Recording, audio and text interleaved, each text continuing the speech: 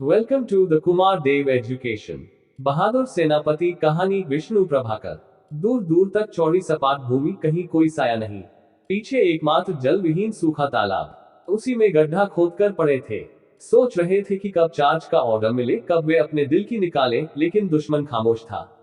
कोई भी नजर नहीं आता था और ये उतावले हो रहे थे। उन्होंने सुना था कि दुश्मन का तोपखाना सिर्फ 4 मील है। रफीक बोला, 4 मील भी कोई रास्ता है? जीत सिंह ने कहा, और फिर टैंक, मशीन गन का सब कुछ तो है उनके पास।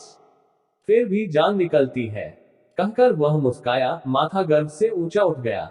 रामचंद्र, तीसरा सैनिक, उसी तरह छाती फुलाकर बोला, हथियार से क्या होता है? बात दिल की है। उनके पास दिल है कहाँ? साले भाड़े के टेटू, एक जोर का कहकहा लगा। कई आवाज एक साथ गूंजी, भाड़े के टेटू। वह लड़ना क्या जाने, और लड़े किस लिए? पेट के लिए कहीं लड़ा जाता है? एक सैनिक पूछ बैठा, तो किसके लिए? जीत सिंह ने राइफल तोलकर जवाब दिया, देश के लिए। एक बार फिर गर्व से सबके मस्तक ऊंचे उठे। हाँ, हम देश के लिए लड़ते हैं, उस देश के लिए लड़ते हैं जिसकी मिट्टी से हम बने हैं। और तब तक लड़ते रहेंगे जब तक यह आजाद नहीं हो जाता। हाँ, हमने दिल्ली पहुंचने की प्रतिज्ञा की है। हमें लाल किले पर अपना प्यारा झंडा फहराना है। बेशक हम लाल किले पर अपने प्यारे तिरंगे झंडे को फहराएंगे। हमारे नेताजी ने बहादुर शाह की कब्र पर कसम खाई थी कि हम उसे झूठी नहीं होने देंगे, कभी ना होने देंगे। जैसे उत्साह साकार होकर हर एक सिपाही के रूप में वहां आ गया था। वे संख्या में बहुत कम थे। उनके वस्त्र फट गए थे। उनके पास हथियार के नाम पर केवल राइफलें थी। उनके पास पेट भर भोजन भी नहीं था, लेकिन वे कह रहे थे, हम घास खाएंगे पर जीते जी पीछे नहीं हटेंगे। रफीक ने मुस्कुराकर कहा, खुदा की कसम, हाथ बार बार कांप उठते हैं। जी करता है कि राइफल तोलकर भागा चला जाऊं और दुश्मन के तोपखाने में आग लगा दूं। जीत सिंह हंसा, जी तो मेरा भी ऐसा ही करता है, पर लपटान साहब का हुक्म। फिर जैसे क्षण भर वहां सन्नाटा छा गया, पर दूसरे ही क्षण रफीक यकायक धीरे से बोल उठा, क्यों जीत, घर में तेरी बीवी है? है। क्यों? पूछता था, क्या सोचती होगी? सोचती क्या होगी? गर्व से उसकी छाती फूलती होगी। सरकार कुछ भी कहे, परंतु लोग तो हमारे ही साथ होंगे। बेशक वे हमारे साथ होंगे। तो बस हमें यही चाहिए। जब मैं भर्ती हुआ था तो मेरा दोस्त गोपाल बहुत गुस्सा हुआ था। कांग्रेसी है ना, लेकिन उसे क्या पता कि आज मैं भी उसी राह का राही हूँ। लौट सका तो। तभी उसके लेफ्टिनेंट कमांडर ज्ञान सिंह वहां आ गए। सिंह के आखिरी शब्द उन्होंने सुने, मुस्कुरा कर कहा, लौटने की चिंता है तुम्हें? जीत सिंह का मुंह फक हो गया। वह खिसिया गया, परंतु दूसरे ही क्षण दृढ़ता से मुड़कर उसने कहा, नहीं नहीं लपटान साहब, मैं लौटना नहीं चाहता। मैं अपने दोस्त की बात कह रहा था, जो मुझसे नफरत करता था। कमांडर बीच में बोल उठा, हाँ, मेरा भी एक दोस्त है, वह भी मुझसे नफरत करता है। कहता था कि मैं पेट के लिए लड़ने वाला हूँ, मैं गुलाम देश के लिए क्यों नहीं लड़ता? रफीक बोला, जी लपटान साहब, यही बात थी। जीत यही कहता था, अगर लौट सका तो कहेगा। नहीं, जीत बोला, मैं नहीं लौटना चाहता हूँ, मैं यही मरना चाहता हूँ। रफीक बोला, और मैं भी। कमांडर का मुख चमक उठा। उसने जीत सिंह के कंधे पर हाथ रखकर कहा, घबराओ नहीं, मैं जानता हूं कि तुम यही मरना चाहते हो। हम सब यही चाहते हैं, और विश्वास रखो, मैं भी तुम लोगों के साथ यहीं इसी मिट्टी में अपने देश के लिए लड़ते लड़ते सो जाना चाहता हूं। सूखे काठ को एक चिनगारी भस्म कर सकती है, परंतु महादावानल में उसकी क्या बिसात। वह देख रहा था कि उसके सैनिक यंत्र की तरह राइफल चला रहे थे। उनके मुखों पर पसीना बहने लगा था, लेकिन उनकी आंखें लक्ष्य पर लगी थी। उनके हाथ लक्ष्य की ओर निशाना साध रहे थे। ये फुर्ती से पेटी खोलते, चढ़ाते और फिर दागते, दन दन दनादन दनन दन दन। और इधर टैंक, मशीन गन आग फेंकती, सैनिक हाथ गोले फेंकते, और वह देखता। दोनों सैनिक गदगद हो उठे। उनके नेत्रों में गर्व की लाली और स्नेह का जल उमड़ा, और अपनी सुगंध से सबके दिलों को महकाता हुआ दूर तक फैल गया। रफीक बोला, पर लपटान साहब, दुश्मन क्या अफीम घोलकर सो गया है? जीत सिंह, हाँ, आप हुक्म कीजिए, हम उसे ढूंढ लेंगे। कमांडर ने कहा, ढूंढने के लिए हमारी पतरोल गई हुई है, उसके आने पर कुछ किया जाएगा। और फिर मुड़कर कमांडर साहब बाहर देखते हुए आगे बढ़ गए, परंतु जहां वे जाते, यही एक प्रश्न उठता, आप ऑर्डर क्यों नहीं कर रहे हैं? उनका कहना भी ठीक था। दूसरा दिन बीत चला था, दुश्मन का कहीं पता नहीं था। इसी तरह तीसरा दिन आया। उपाय उकायला मैदान में प्रकाश चमक उठा, पक्षी बोले, लेकिन सब ओर से सैनिकों ने कहा, दुश्मन कहाँ है? हम उससे पूछेंगे वह अब तक क्यों नहीं आया। कमांडर ने कहा, डरो नहीं, वह आने वाला है, तुम तैयार हो जाओ। वे चिल्लाए, हम तैयार हैं। अचरज, तभी देखते देखते आसमान कांप उठा। घर घर गहर गहर घू घू की तेज आवाज करते हुए बममार जहाज कहर बरसाने लगे। खंदक में सन्नाटा छा गया। सब सांस रोककर लेट गए, जैसे वहां कोई है ही नहीं। पर बाहर जैसे भूकंप आ गया। धम धम धड़क धन्नन का अनवरत शब्द कानों को फाड़े डाल रहा था। जमीन उछल उछल पड़ती थी। लगा कि खंदक टूटकर जमीन में समा जाएगा और ये सब वही जमींदोज हो जाएंगे, लेकिन किसी को कुछ चिंता नहीं थी। बम कहाँ पड़ा, कोई मरा या क्या हुआ। वे तभी उठे जब शांत हो गया। उठकर उन्होंने देखा कि वे सब उसी तरह थे जैसे हमले से पहले। एक सैनिक ने कहा, तो उन्होंने व्यर्थ ही इतना कवर किया। लेकिन कमांडर बोला, साथियों, समाचार मिला है कि तुम लोगों की इच्छा पूरी होने वाली है। दुश्मन चल पड़ा है। सैनिक प्रसन्न हो उठे। उन्होंने हथियार संभाल लिए। कमांडर ने फिर कहा, परंतु उसके पास टैंक है। एक सैनिक ने कहा, हमारा एक एक सिपाही जीवित टैंक है। उनके पास बख्तरबंद गाड़ियां हैं। हमारी चोट के सामने वे व्यर्थ हैं। उनके पास ट्रक्स भी हैं। यहाँ उनकी कोई कीमत नहीं है। वे संख्या में बहुत हैं, परंतु मुर्दे हैं। कमांडर मुस्कुराया, साथियों, विश्वास रखो, वह तुम्हें नहीं जीत सकता। बेशक नहीं जीत सकता। हम जान हथेली पर रखकर लड़ते हैं, छाती में छिपाकर नहीं। कमांडर खुशी से भर उठा, शाबाश दोस्तों, आओ हम सब मिलकर उसे भगा दे।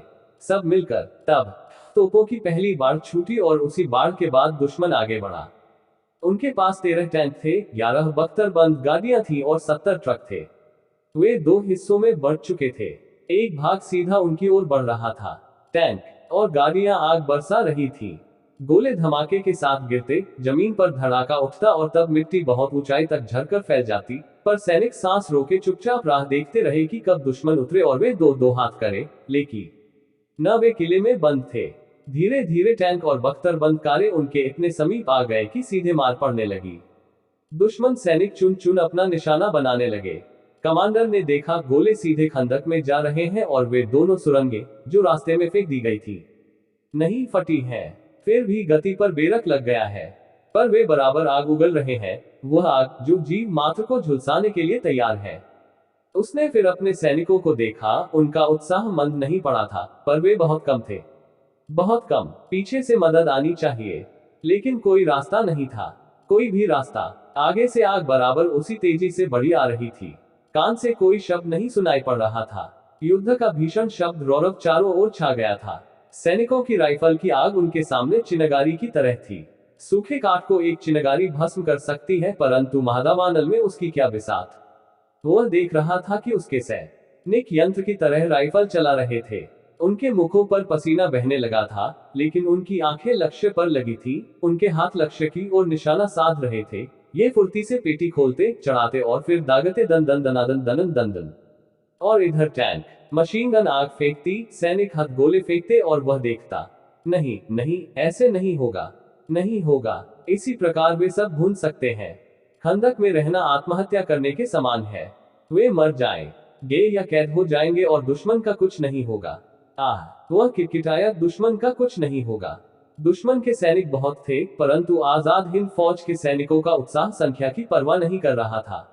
उनके कदम बढ़ना जानते थे, उनकी आंखें दुश्मन पर थी, उनके हाथों में बायोनेट थी। वे नारा लगाते, नेताजी की जय, और दुश्मन पर टूट पड़ते। उनका बहादुर कमांडर बराबर उनके साथ था। वह लड़ रहा था, पर उसकी आंखें मैदान की स्थिति को जांच रही थी। उसने जान लिया था कि वे संख्या में कम हैं, पर वे पीछे नहीं हटेंगे। और वे नहीं हटे। वह चिल्लाया, शाबाश वीरो, बड़े चलो, नेताजी के नाम पर धब्बा न लगने पाए। तो वह क्या करे, आखिर क्या करे। दिमाग बड़ी तेजी के साथ घूमा। वह एक सुरक्षित स्थान पर खड़ा था। वह सब कुछ देख रहा था। देख रहा था अपने मुट्ठी भर सैनिकों का उत्साह और दुश्मन के किले से उमड़ती हुई आग, जो कुछ ही क्षणों में सबको फूंक सकती थी। नहीं, यह नहीं होगा। वह काय की मौत है और आजाद हिंद का सैनिक काय की मौत नहीं मर सकता। नहीं, कभी नहीं। बस इस क्षण में विचारों का एक समूह, घटनाओं की एक लंबी तालिका उसके मस्तिष्क में आए और गई, और वह चिल्ला उठा, चार्ज। जैसे बिजली कौंध गई, तूफान फूट पड़ा। सैनिक मौत की तेजी से खंदक से बाहर निकल आए और बायोनेट लेकर ही दुश्मन पर धावा बोल दिया।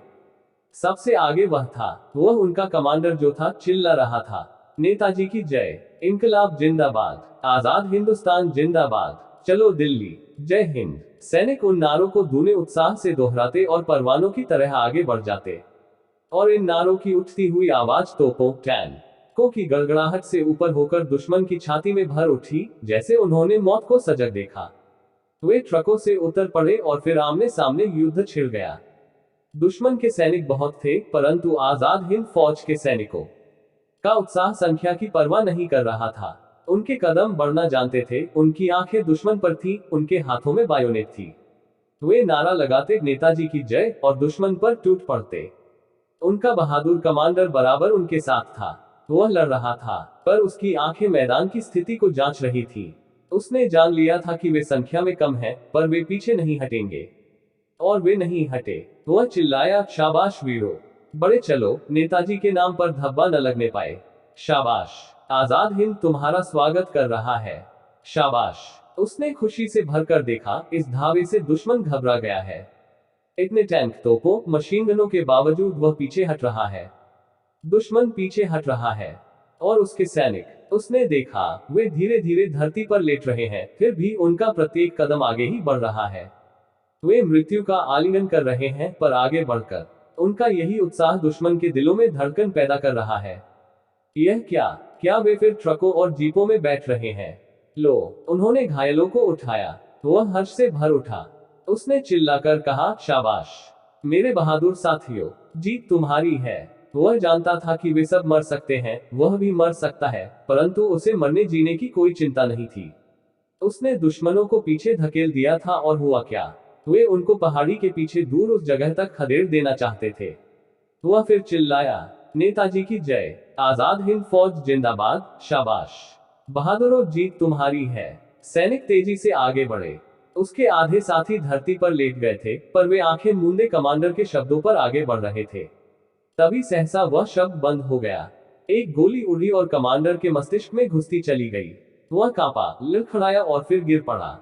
वह सैनिकों के बीच में दुश्मन के सिपाहियों की लाशों पर गिरा था। उसका हाथ राइफल पर था। उसके होंठ खुले थे, मानो मुस्कुराते हों, आजाद हिंद जिंदाबाद। सैनिकों में क्षण भर के लिए खलबली मची। दूसरे क्षण तो दूसरा कमांडर आगे बढ़ाया। उसने कहा, शाबाश मेरे बहादुर साथियों, जीत तुम्हारी है। दुश्मन भाग रहा है। नेताजी की जय, आजाद हिंद जिंदाबाद, इनकलाब जिंदाबाद। और वे आगे बढ़ गए। लेकिन वह सो गया, सदा सदा के लिए सो गया था। और दुश्मन पीछे हट रहा था। Thank for watching. Like, share, subscribe.